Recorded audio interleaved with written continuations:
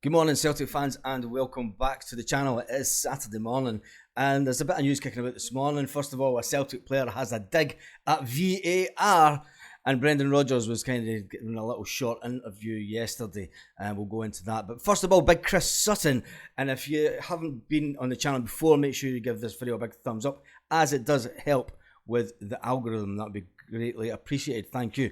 Big Chris Sutton, he's like me and you, he is a Celtic fan, and for that I thought I would wear an old top that Chris Sutton would have worn.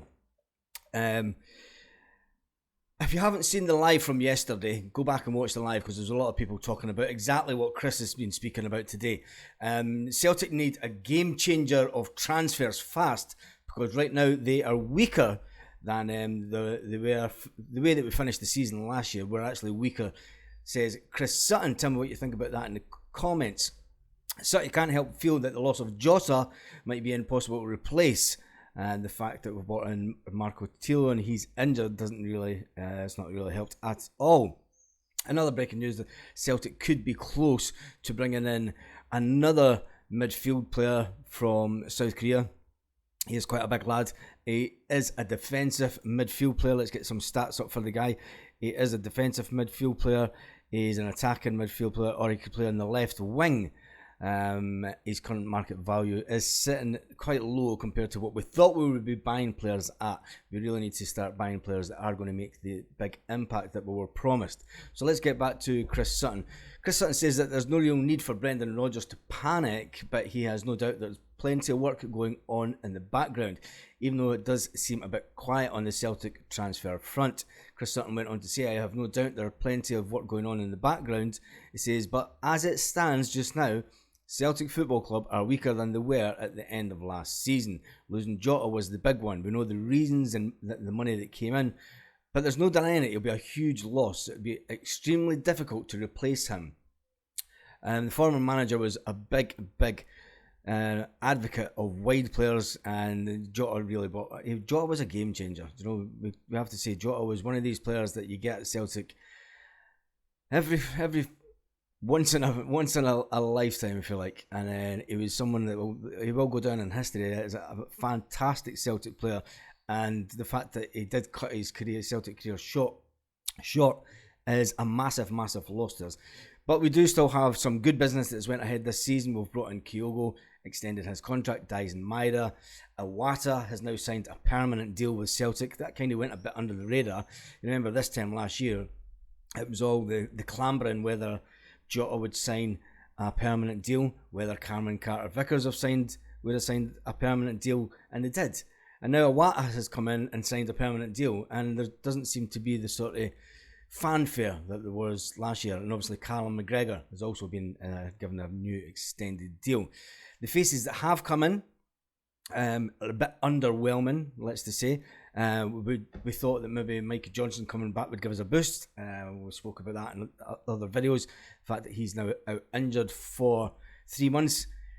Everyone's now in agreement that he's probably going to see out his contract and leave. It's going to be hard for him to get a new contract at Celtic. The fact that Marco's come in and he's out for 8 weeks is a bit, it's a bit of a hard one to take. It's a bit of a strange one. Brendan Rodgers would have been banking on the likes of Tilo to come in and make an immediate impact at the club. The policy that we've got of buying players at maybe 1 or 2 million and selling them on for 4 or 5, or buying a player at 5 million, selling them on for 20, it is one that works. So we're not going to get too excited about it. I mean, Chris Sutton is right in what he said, and if you didn't see the live yesterday, there were a lot of people on the live. It was fantastic. Thanks for everyone that helped that commented on the live, and it was a great experience. It went on for 45 minutes, a bit longer than what I usually do a live, but it was really good. So let's get that out of the way, and let's talk about what the manager was saying yesterday. So we'll listen to his interview on Celtic TV now. No, listen, the players and the staff are my priority here for this, this early part of the pre-season, just trying to ensure we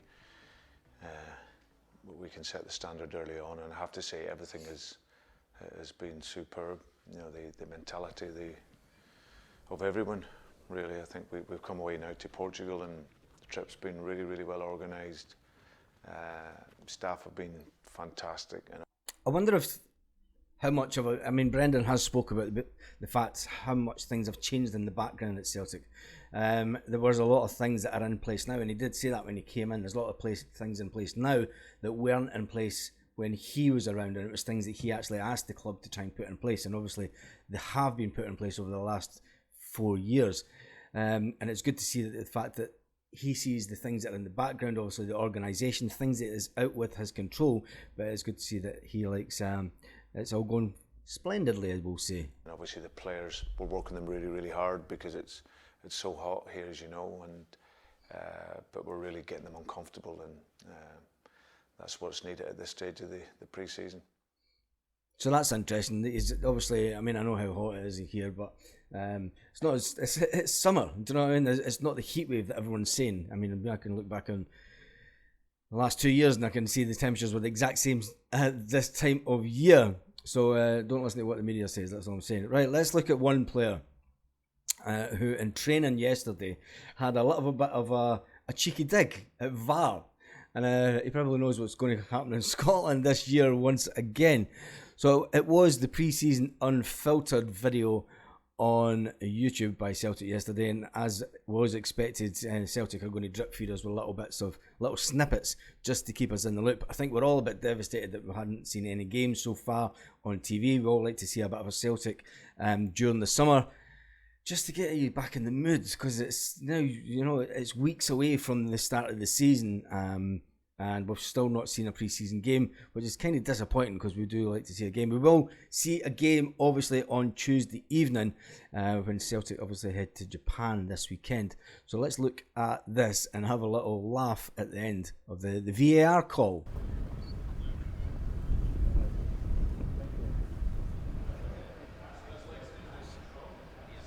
Callum McGregor talking to people.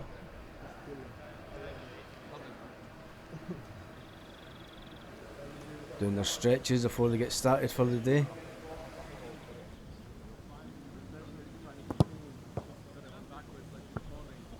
That's obviously early in the morning because we've still got the sprinklers on. I can tell by the shadows it's really early.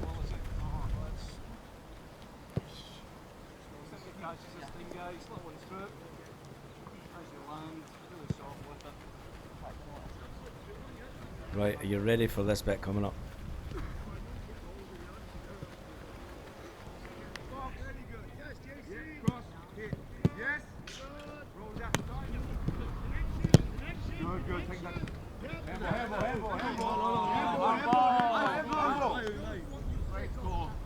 Hey, can you grab them balls for me, please? Where's VAR?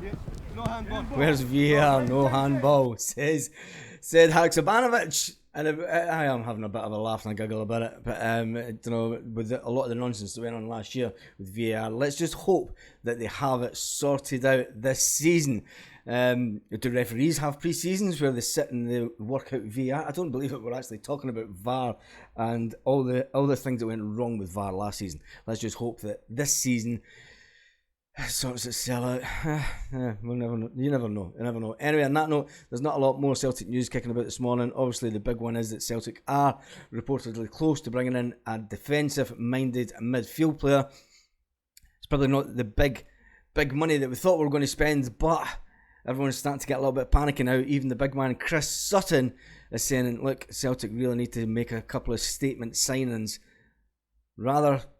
sooner rather than later, because let's face it, we want to get the players in and up to speed. So on that note, have a great day, Celtic fans all around the world. I won't be doing an update video this afternoon. It's a Saturday, I'm away to enjoy myself.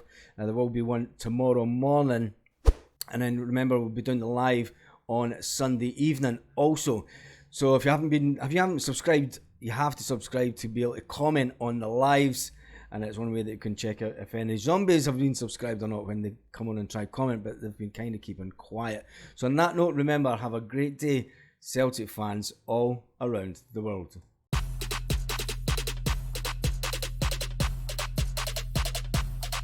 Lit. Roll up to the party, roll up to the party, roll up to the party, roll